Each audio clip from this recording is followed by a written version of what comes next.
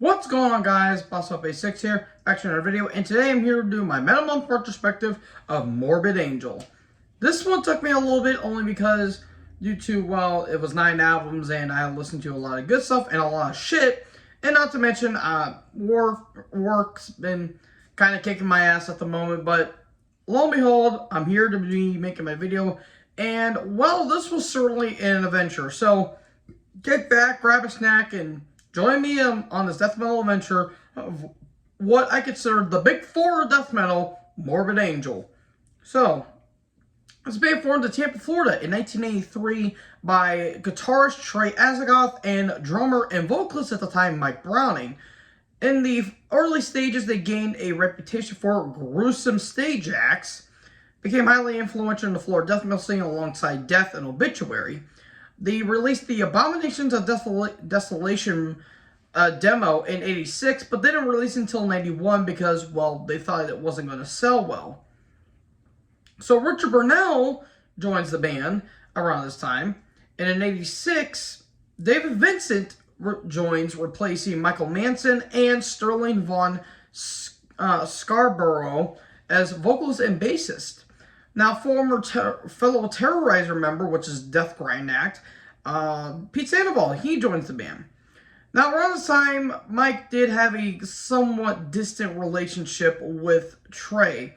Hell, even at one point, after coming home from work one day, Mike gets to his house and finds Trey in his bed along with his girlfriend, lets an altercation, and eventually Mike would actually leave the band.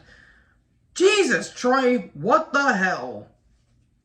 And Mike would actually join Nocturnus, which is a Florida death metal act, and make the album The Key, I think in 1990, which is a spacey death metal project that had, like, it was kind of experimental because of with like keyboards and all that stuff.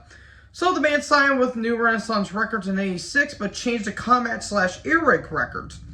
So, that leads to the debut, May 12th, 1989's Altars of Madness. I'm not pulling a Jammin' John and putting this at number 6, I'm putting this at number 2. This album is so close to being my number 1, but there's one album that I like a little bit more. This album is a classic death metal act. One of the best albums that come out in the late 90s. And just top to bottom, this album's killer. You get the classic Morbid Angel sound with a little bit of thrashing in there. Blasphemy, Suffocation, Damnation, Maze of Torment, Visions from the Dark Side's one of my favorites. Immortal Rites, Chapel of Ghouls. Like, this album is just top to bottom. All killer, no filler, in my personal opinion. The reason it's not number 2 is because there's one album I like a little bit more, but... Or not number 1, I'm sorry. This album is, again, it's iconic. It's one of the most legendary death metal albums and one of the most legendary albums in general. The cool, like, backwards playing in Immortal Rites is one of my favorite moments in the entire Morbid Angel catalog. Just awesome stuff. And that artwork, mwah, beautiful. So yeah, love this album. One of my favorites. So they toured for nearly 2 years in support of this album. The tour started in November of '89 when they opened for Napalm Death and Bolt Thrower in the UK and Europe. Most of it, 90 and 91, they spent touring in North America, playing with bands like Pantera, Obituary, Atheist, Death Angel, Forbidden, Sanctuary, Ripping Corpse, Deicide, Sacrifice, and Wrath. Jesus, that is a lineup. The tour ended in April 91 with the Brazilian tour supported by Sarcophago, Sex Trash, yeah, that's an actual band, by the way, and Cambio Negro. So, literally 2 years later, May 12th, 1991, we get Blessed Are the Sick. I put this a little bit lower. I put this at number 5. I don't think this is necessarily a bad album. It's middle of the road for me. The reason why I have this at number 5 is, one, you're following Altars of Madness, which is kind of a tall task to deal with. And 2, the main thing that kind of dragged this album down a little bit is the production. The production sounds weak. Dave sounds way too forward in the mix. He sounds way too loud. The drums sound a bit thin, and the snare is very aggressive sounding. Guitars sound a bit buried in the mix, but I still think this is a good solid album with some killer songs like Day of Suffering. The Ancient Ones is kind of catchy. Fall from Grace, Rebel Lands, Brainstorm's got a little bit of a sludgy feel to it. There's some good songs on it. It's just, there's some interlude tracks I don't care for, and there's a couple fillers. But I still think this is a solid and worthwhile listen. So, worldwide album tour throughout 91 and 92, headlined a European tour with Sadist, Cathedral, Godflesh, and Unleashed. A North American tour and another European tour with Entombed and Unleashed. They were opening acts alongside Creator, Sepultura, Headhunter, and Wolfsbane for Motorhead on the Christmas Metal Meetings in 91 tour, and toured Australia for the first time. Following the success of Altars and Blessed, Irving Azoff of Giant Records signed him for one album. 5 was, though, optional. In late 92, Richard Burnell was unfortunately fired for substance abuse and drug abuse in the band, and they decided to be a 3-piece, and also I think Richard passed away in 2019, so rest in peace to him. And that led us to the next album, June 22nd, 1993. A beast of an album was unleashed on us, Covenant. Clear cut number 1. I remember reviewing this album and loving the hell of it. And folks, I still stand by it. This album is one of my favorite death metal albums of all time and one of the best death metal albums ever. This deserves all the praise it gets. And considering where the band was, they signed to Giant Records, which was a big thing back in the day. If you were an extreme metal band and you were signing with a big label, there's going to be risk. And boy, oh boy, did they ever hit a fucking grand slam with this one. This is an all-killer, no-filler album, in my personal opinion. You have Blood on My Hands, the opening of Rapture, one of my favorite Morbid Angel songs. Pain Divine, one of the more underrated cuts. Lion's Den, World of Shit, Sworn to the Black, Vengeance is Mine, the epic God of Emptiness with that crooning, evil sound. Let the children come to me. God damn, that's evil. Angel of Disease, phenomenal album. I love this album. One of my favorite death metal albums of all time. It's up there with Cause of Death. Even though it's melodic death metal, Slaughter of the Soul, Human, Individual Thought Patterns, Leprosy, all of those albums. Awesome album, great shit. And it was their most successful album, too. The success of this album enabled a tour with Black Sabbath and Motorhead across the states from February to March of 94, which Vincent credits for helping expand the band's audience. So they toured with Creator and Paradise Lost in North America and Grave and Dismember in Europe. The new album will feature Legendary and one of the most important figures of death metal, the epic Eric Rutan. So, May 9th, 1995, Domination. I might get a little bit of hate for this one. I put this at number 6. It's not that I don't like this album. The problem is, okay, so they went away from, Lovecraftian horror and just went for straightforward metal tropes, death metal tropes, which is not bad.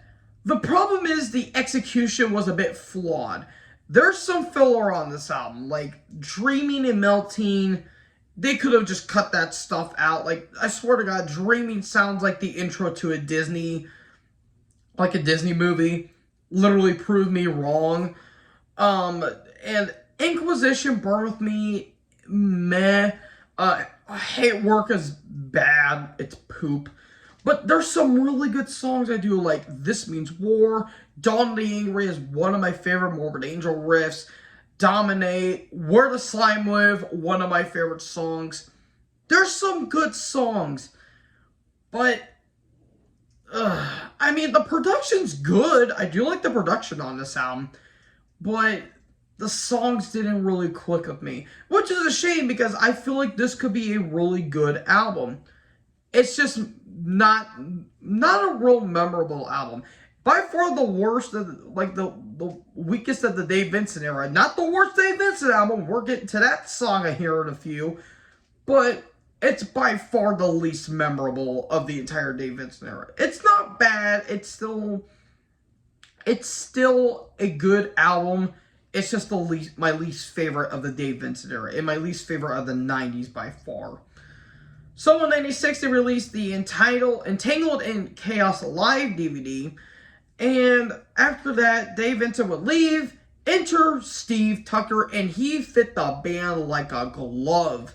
Because, oh boy, things are going to get a little more brutal. So, February 24th, 1998, Formula's Fatal to the Flesh. This is my number 4. This was almost my number 3, but there's one album that I like a little bit more than this. Holy good Lord in heaven almighty, this album is heavy. It's their heaviest album by far because the guitar tone, the guitar tone is great. All these songs are flat out phenomenal.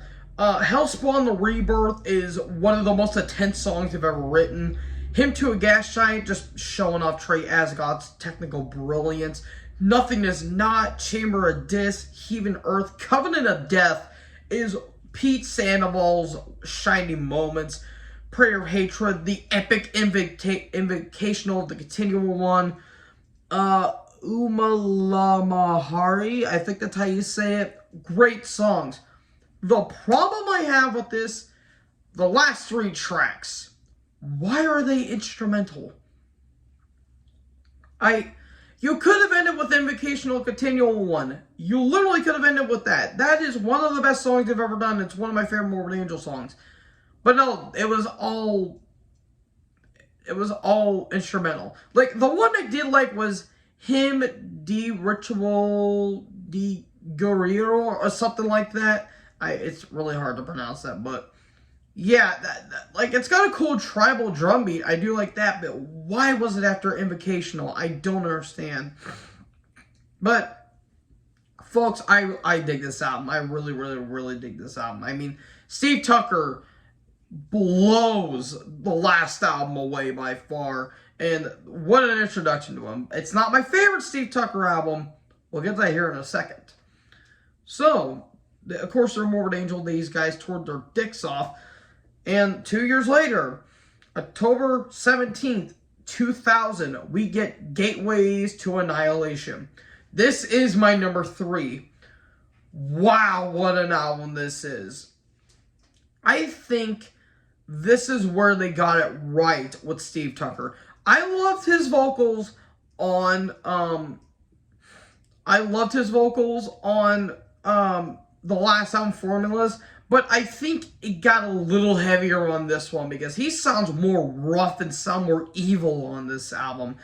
I mean, this has some of my favorite Morbid Angel songs. Secure Limitations, one of my favorites, and it's one of the more underrated tracks because it actually has Trey Asgott doing those, like, kind of black metal, like, screeches sometimes, more kind of like melodic death metal in some ways, while Steve Tucker's just growling his ass off. Opening of the Gates, At One with Nothing, Summoning Redemption, one of the best songs that they've ever done. He Who Sleeps, one of the heaviest songs. I, To the Victor the Spoils, Angel Still I Am. This is a phenomenal album. The only minor complaints I have with it, the drums sound a bit drum machine-ish. I guess a little industrial-ish. But then again, it's 2000 and metal was coming off of the 90s, and the weird instrumental kawazoo, which is Japanese for frog, and it's this weird croaking noises going on in the background. It's a weird track, but besides those minor complaints, this album I think kicked ass in all shapes and sizes. My favorite album with Steve Tucker on vocals. However, the honeymoon didn't really last that long because Steve would briefly leave in 01, and was formerly replaced by former Hate Eternal bassist and vocalist Jared Anderson. That year, the band joined Pantera, Scrape, Slayer, and Static X on the Extreme Steel Tour in North America, which was Pantera's final major tour. 2002, Jared would leave and Tucker would rejoin. The new album, they would go to Dino Worm Studio with Juan Gonzalez as producer. Should've went to more sound. Just saying. Then the latest, September 23rd, 2003, we get Heretic. This is my number 8. This was almost dead last, but there's one album I think is completely worse. It's not that the songs themselves are bad. They just feel uninspired and kind of straightforward. The big thing that bothers me is the production. The production is awful on this album. The drums sound thin. Guitars sound murky. You can't really hear what Steve Tucker's saying sometimes. It's kind of black metal. Like, this feels like a black metal album, but it's a Morbid Angel album. Like, there's some songs that are okay, like Beneath the Hollow, God of Our Own Divinity features Carl Sanders of Nile on some solos. Thank you, Carl. Is Shine by Grace is okay, but it was featured on a Texas Chainsaw Massacre 3 soundtrack, so I'm giving it a bit brownie points there. Stricken Arise is okay. It's just this album is very unmemorable. It's very forgettable. And I'd say it's pretty skippable. Maybe except for the songs I mentioned. But, yeah, I'm just not a big fan of this. It's not the worst. We'll get to that. But it's by far the weakest Steve Tucker album. So in 2004, Tucker would leave again, and Dave Vincent returns. Hooray! The voice of Morbid Angel, in my opinion. The band continued the tour by playing festivals such as Wacken in 2006. Playing European festivals, and in March of 2008, they announced that the Destructor of Zyklon would be the new guitarist. On March 18, 2010, Tim Young would be on drums. He would be Vital Remains, All That Remains, and actually Hate Eternal for a little bit. He will be on the new drummer due to Sandoval recovering from back surgery. And this new album will be released on Season of Mist Records. So, you think, with all these talents involved, you think this new album is going to be awesome. It's going to be one of the best Morbid Angel albums of all time. Maybe one of the best comeback albums of all time. June 7th, 2011, we get Elude the Venom Insanus, which I would like to translate to Illusions in My Anus, because this record is ass.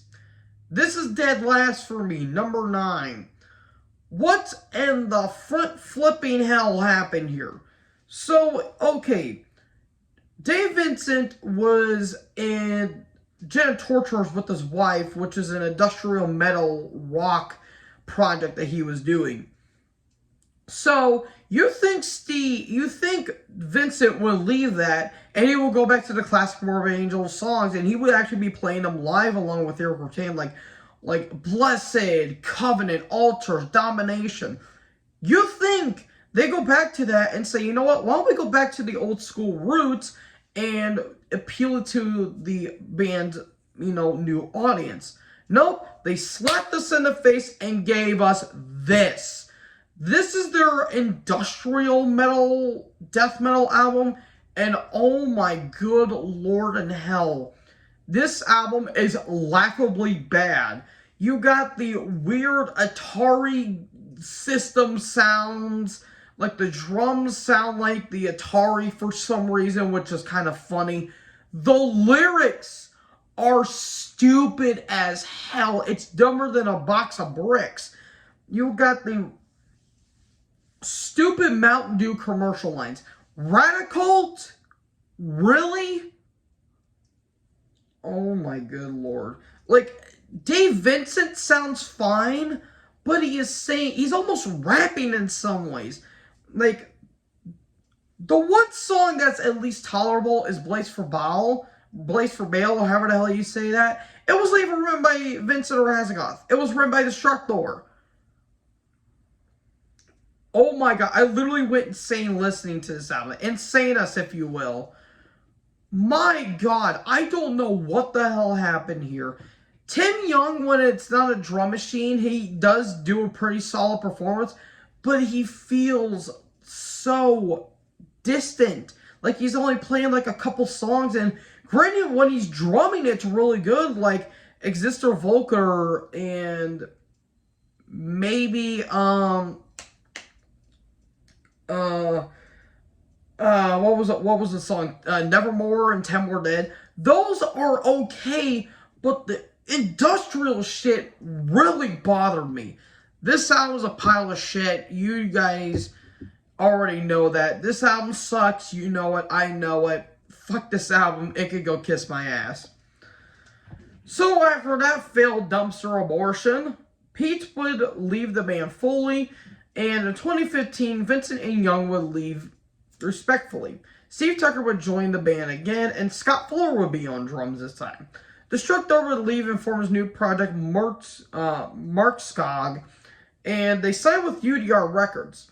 Dave Van Der Vaan from Van Der Vaan, he joins the band, and they also announced a U.S. tour with Revocation, Suffocation, and Withered. The new album will be released on Silver Lining Records. So that will lead us on December 1st, 2017. We get Kingdoms Disdained. This is my number 7. It's not that this is a bad album per se, but that doesn't mean this album's that good. They kind of went back to basics, and which is fine, don't get me wrong. The problem is the big thing that really dragged this album down, and say it with me, kids, the production. The production's weak. It's really weak. It sounds very, very, very thin. I like Eric Rattan's production, but it's very 50-50. There's some good songs. Forno Master, The Pillars Crumbling, Architect and Iconoclast, Garden of Disdain, Pile of Little Arms. There's some good songs, but there's a lot of filler on this album. I still don't even know who her name is. It's not a bad album, but the production just sucks. So, they toured in U.S. in 2018 with Misery Index in Origin. Also, along with Dreaming Dead and Hailstorm Annihilation were added as additional support. The tour with Cannibal Corpse for the first time, fun fact, in 2019, Necrorot and Blood Incantation would join them as well. Immolation would replace Cannibal Corpse in the final week of the tour. I think that was around the time where Pat O'Brien got into that scuffle. I'm just going to leave it at for now. I'll get more into details when I do my Cannibal Corpse retrospective. But I think that's what happened there. So plans for a new album was in the works, and they're still touring to this day, and even made an appearance on the Adult Swim's Fish Center live show. And if they decide to make a new album in 2023, I'll be happy to listen to it. Just don't make it Illumine the Venom Sounds Part 2, please. Go back to formulas and go back to the Gateways era, because that is the perfect era of Morbid Angel for the Dave Vincent era, in my personal opinion. So, yeah, folks, that's it for my Morbid Angel retrospective. That was certainly an experience, to say the least. So, thank you guys for watching this video. Next time on the Metal Month retrospective, we're going to go all the way to South America and talk about the Brazilian badass thrashers of Sepultura. I don't know why I did it like that. I meant to do it like that. But anyways, make sure you guys like, comment, subscribe. Make sure you tap the bell for more notifications. Join the herd. I'll talk to you guys next video. Peace out.